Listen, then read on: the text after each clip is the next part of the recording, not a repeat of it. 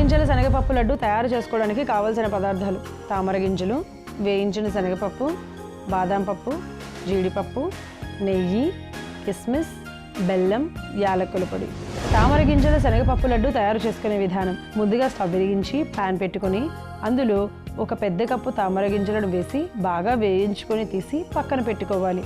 అదే ప్యాన్లో నెయ్యి, బాదం పప్పు, అరకప్పు జీడిపప్పు, 1 కప్పు వేగించిన శనగపప్పు వేసి వేయించుకొని స్టవ్ ఆఫ్ చేసి మిశ్రమాన్ని చల్లార్చుకోవాలి. ఇప్పుడు మిక్సీ జార్ తీసుకొని అందులో వేయించుకున్న ఫూల్ మఖానీ, అలాగే బాదం జీడిపప్పు శనగపప్పు మిశ్రమము, 1/2 చెంచా యాలకుల పొడి, 1 కప్పు బెల్లం వేసి మెత్తగా గ్రైండ్ చేసుకోవాలి.